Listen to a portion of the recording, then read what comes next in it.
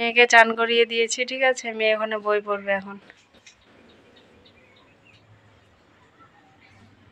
এই এই এই ওখানে যায় না, মুখে হাত দেয় না, মুখ থেকে হাত নামাও। যাও যাও যাও যাও, বসো, যাও তাড়াতাড়ি বসো, আমি কাজগুলো সেরে ফেলি। তো বন্ধুরা, সারাদিনের তো আর কাজকর্ম শেয়ার করিনি, আর তোমাদের সঙ্গে গুড মর্নিংও উইশ করা হয়নি। তো এখন বিকেল হয়ে গেছে। তো কেমন আছো তোমরা সবাই? আশা করছি তোমরা সবাই ভালো আছো, আর তোমাদের ভালোবাসায় আমিও খুব ভালো আছি। তো নতুন একটা ব্লগ এখন থেকে শুরু করলাম। হ্যাঁ, বিকেল থেকে দুপুরে শুধু মেয়েকে স্নান করিয়েছি, ওটুকুই ভিডিও। তো চলো ভিডিওটা দেখতে থাকো স্কিপ না করে, ঠিক আছে। তো রাতে সন্ধ্যের থেকে ব্লগটা শুরু মানে বানাবো আর কি, সারাদিন আর ব্লগ বানাইনি। তো এখানে বাবা এনে রেখেছে নিম পাতা, নিম পাতাগুলো ছাড়িয়ে নিতে হবে, শুকিয়ে গেছে। আর রান্নাঘর রোজকার মতো টিপটপ আর কি, দেখবে গ্যাস মুছে নিয়েছি, রান্নাঘর মুছে নিয়েছি, ঠিক আছে। বাসনে যে মেয়েকে একটু আগে ভাত খাইয়ে টিউশন পাঠালাম, সেটার একটা থালা এখানে আছে, বাদবাকি সব বাসন রেখে উঠিয়েছি। এখানে মার জলের বালতিটা আর এই যে 2 বালতি জল ফিল্টার হয়ে গেছে, পুরো ভরা আছে বালতি দুটো। আর এই যে বাবার বিছানা অনেক দিন থেকে তোমাদের দেখায় না, তাই দেখিয়ে দিলাম। বাবার ঘরে বিছানা উঠিয়েছি, মায়ের ঘরে আর ঢুকলাম না, মায়ের ঘর তালা মারা আছে, তালা মেরে রেখেছি। কারণ মেয়ে ঢুকলে না মলম ঠলম ক্রিম ট্রিম থাকে মায়ের মিসকেপে, ওগুলো সব বের করে, সেজন্য মায়ের ঘরটা তালা মেরে রাখি সারাদিন, মা যদি বাড়িতে না থাকে। আর এই তো আমার ঘর পুরো গোছানো, ঠিক আছে। মেয়ে নেই যতক্ষণ গোছানো আছে, একটু পরে মেয়ে আসবে, তারপরে ঘর অগোছালো আবার হয়ে যাবে। তো কোনো অসুবিধে নেই, মেয়ে আমার যতবার ঘর অগোছালো করে আমি ততবার গোছাই, ঠিক আছে। এটাই আমার ডিউটি, যতদিন না মেয়ে বড় হচ্ছে। শুভ বিকেল বন্ধুরা। আজ সারাদিন তোমাদের সামনে আসিও নি, আজকে ব্লগই বানাইনি সকাল থেকে, কারণ গতকালকে তোমাদের বলেছিলাম আজ সেরকম একটা কাজের চাপ নেই। টুকটাক কাজ ছিল সংসারের, যেগুলো রেগুলার কাজ সেগুলো, বাড়তি কাজ আর ছিল না।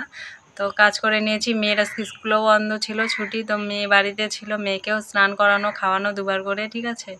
তারপরে তোমার ঘুম পাড়ানো, এগুলোই করেছি। তারপর মেয়েকে টিউশন দিয়ে আসলাম একটু আগে, এখন ঘড়িতে সময় 5টা, 5টা না 5টার সময় মেয়েকে দিয়ে আসলাম, 5টা 10 বাজে, ঠিক আছে। 5টার সময় মেয়েকে দিয়ে আসলাম, এখন 5টা 10 ঘড়িতে।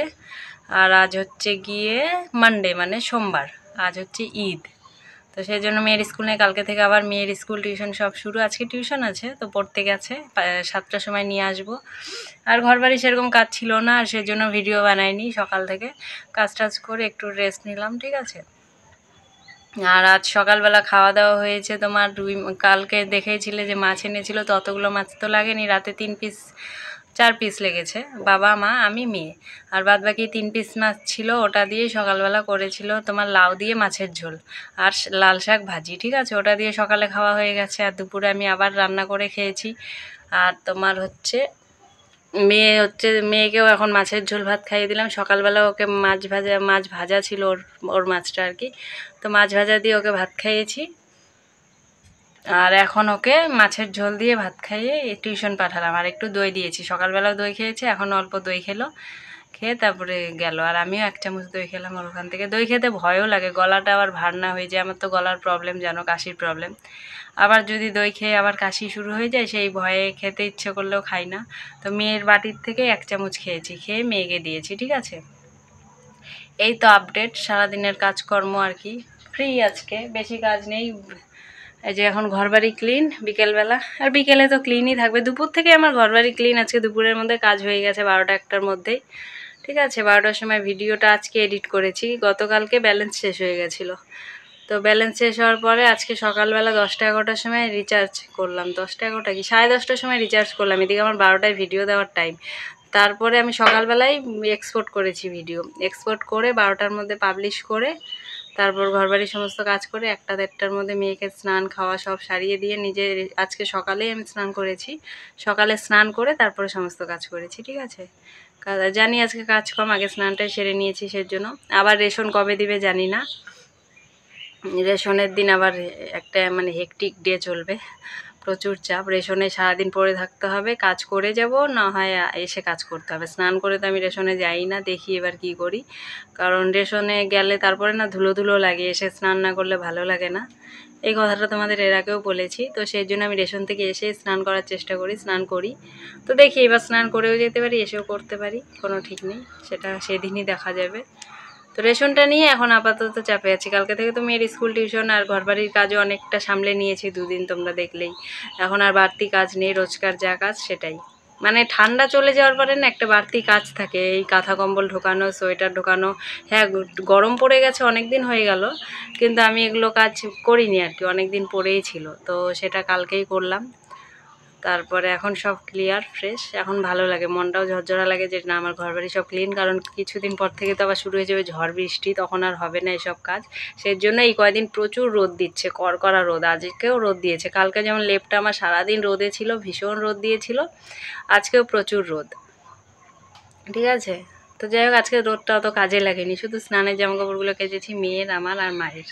মায়ের নাইটিটাও রেখে গেছিলো, মা সকালে টাইম পায়নি। শাক বেছে রান্না করেছে, তো সকালবেলায় শাক বেছেছে, রাতে বেছে রাখেনি। তো সকালবেলায় লাল শাক বেছে, তারপর লাল শাক ভাজা, মাছের ঝোল, ভাত। অত সকালে বেরোয়, জানোই তো, টাইম পায় না। ঠিক আছে, সেজন্য আমাদের সকালে রান্নাবাড়ি অত ভালো হয় না, তাড়াহুড়ো করে করতে হয়। যা পারে তাই করে দিয়ে চলে যায়, পরে আমি কিছু বানিয়ে খেয়ে নিই, সেটা আলাদা ব্যাপার।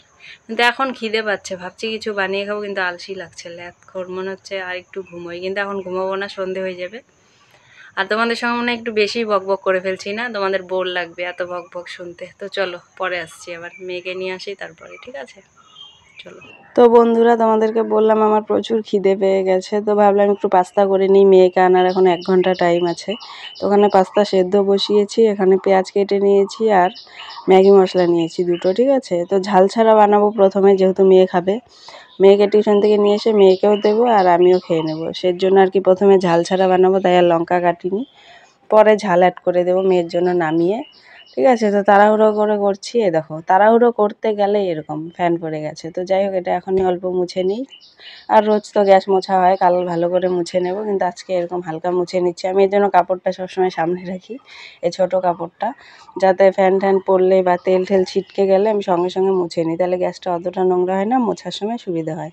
তো আমার পাস্তা সেদ্ধ হয়ে গেছে, ঝাঁকার মধ্যে দিয়ে দেবো এখন, দিয়ে ভালো করে ধুয়ে জল ঝরিয়ে নেবো। আর ওদিকে তেল বসিয়ে দিয়েছি, তেলটাও গরম হয়ে গেছে।